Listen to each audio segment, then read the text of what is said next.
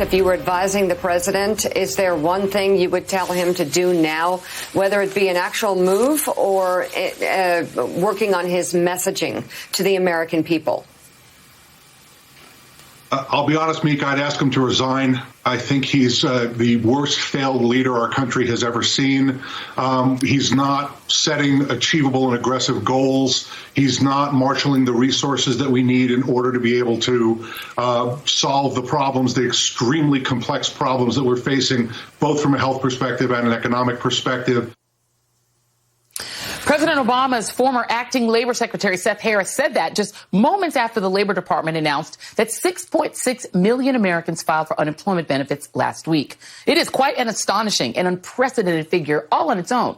But when you add it to the 3.3 million people who filed the week before, we're talking about nearly 10 million people who have filed jobless claims in the last 2 weeks alone. And economists at the Federal Reserve think as many as 47 million people, 47 million, could ultimately wind up losing their jobs due to the pandemic. And that would hike the unemployment rate to a mind-boggling 32%. Joining me now is Barbara Boxer, former United States Senator from California. Seth Harris, who you just heard in that clip that we played. He is a former acting labor secretary under President Obama. And Heidi Shierholz, director of policy at the Economic Policy Institute and former chief economist under federal labor secretary Tom Perez. Thank you all for being here. And Seth Harris, I'm going to start with you. Donald Trump didn't cause coronavirus, COVID-19. It is a virus. Viruses have no ideology. However, his handling of it from start to finish, right up until today, has been so bizarre. What specifically do you think that he has done that, in your mind, merits his resignation at this point? Well, Joy, I think that we judge our public leaders based on outcomes. And the outcomes of this pandemic are that we are going to lead the world in deaths, we're going to lead the world in infections, and we're going to lead the world into the worst, deepest recession, depression since the Great Depression. And there are probably other statistics that we're going to lead the way on. We're probably going to destroy more small businesses than ever before. We might hit a record unemployment level. So if you're judging your public leaders based on outcomes, you've got to say this is failure. And you could list a whole bunch of things that he's failed to do to avoid these outcomes, but we know it's not inevitable that we're in this bad spot. Other countries have not had these kinds of horrible outcomes. South Korea, Germany, some of the Scandinavian countries aren't seeing what we're seeing because their leaders ferociously, right at the beginning, tested, they isolated people, they did national lockdowns, just the kinds of things that you do in a crisis when you're a wartime leader, as our president claims to be. So I'm not the kind of guy, I'm not a political pundit, I'm not the kind of person who comments on that kind of stuff usually, Joy, you know that, but yeah. Watching those 10 million people lose their jobs, it was just too upsetting for me to not say what millions of Americans are already thinking.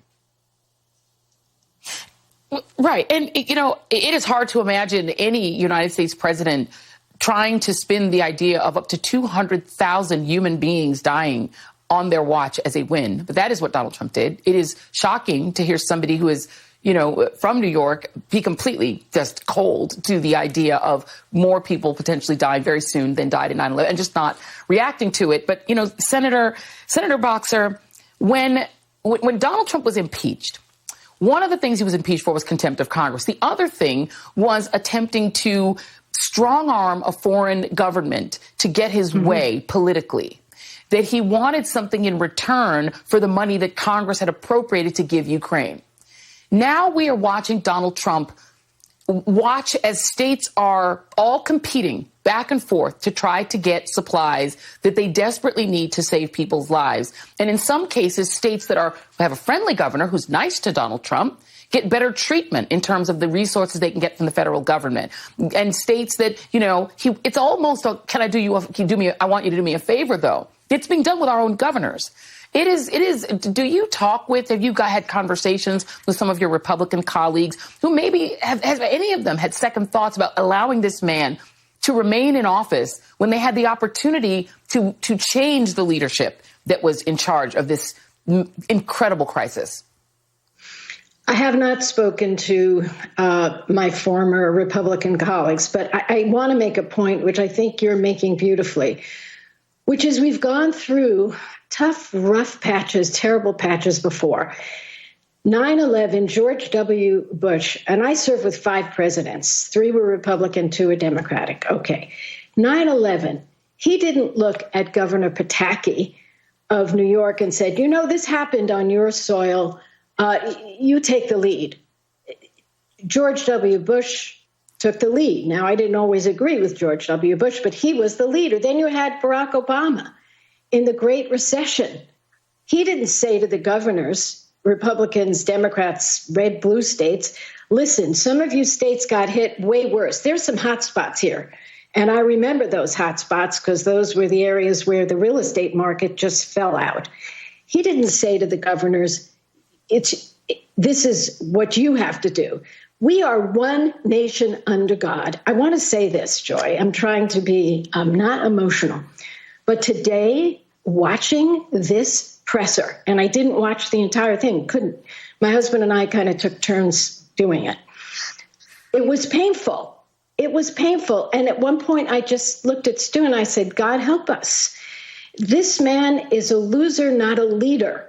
He's afraid. He's scared. He's a coward. He can't take the leadership mantle because this is a terrible crisis. And so we are in a situation. And, you know, saying president should resign it's great to say that and feel it. But as a pragmatist, he's not resigning. What we have to do is just doing what we're doing today, letting the American people know that this is not a leader. And we need a leader, and in a few months we can get one. Yeah, crises reveal character. I think that is fairly clear. Heidi Shierholz, this is an economic catastrophe. You know, President Obama inherited something very similar. He couldn't get Republicans to even sign on to a stimulus bill. We're now 3 rescue bills in with a $2 trillion tab on the last one. However, even with that having been passed and signed by Donald Trump, 701,000 jobs lost. When President Obama took office, this economy under George W. Bush was losing about 700,000 jobs a month. The unemployment rate has ticked up to 4.4%. We were starting with a low unemployment rate. That is going to explode because we know that there's about 10 million people not fully accounted for. Here's the bikini chart that the wonderful folks at the Maddow blog put up, and it shows this huge jobs report jumping that number up.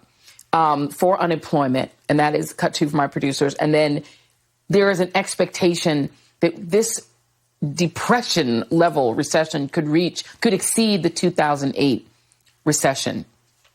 If $2 trillion worth of fuel into the economy, even though it is piecemeal, giving people $1,200 that they won't get till May in some cases, and extending unemployment, if that doesn't work, what else can be done? So there's a lot of stuff that can be done. I think that how we do in this is really a policy choice. We messed up some of the early policy choices early on, like what Seth said, where by us not getting accurate, rapid testing in right away, we now we can't distinguish easily between who is sick and needs to be quarantined and who is well and could go about their daily lives. So instead of doing targeted quarantines, we have no choice but to basically shut huge swaths of the economy down. So we screwed that up. But we can, at this point, even though we allowed the virus to spread, we could do a lot to make sure that as many people as possible stay in their jobs. Like we have European counterparts who are doing things like governments are paying coronavirus impacted businesses almost the entire amount of their workers' paychecks if they keep those workers on payroll. We could do something like that to make sure that workers are okay, make it through the lockdown, even though they're not working, but they'll have income. And then the businesses are better off, too, because when the threat of the virus is over and we can all come out and there'll be a lot of pent up demand, they would at that point be able to just basically turn on the lights and get the economy going again, which would lead to a quick bounce back. So we've screwed a lot of things up so far, but it is really a policy choice going forward how bad this gets and how quick the recovery will be on the other end. Yeah, absolutely. And they can't tell us they don't have the money. They just came up with $2 trillion, and the Fed came up with $1.7 trillion to throw to the banks. They've got the money. Former Senator Barbara Boxer, thank you. They have the money. Easily. Former Senator Barbara Boxer, Seth Harris, thank you so much for speaking truth to the other parts of power, even though you are yourself an elected official. Heidi Shierholz, thank you so much for your time. Thank you guys. Really appreciate it. And coming up, the saga of the South, why many southern states have been slow to react to the pandemic.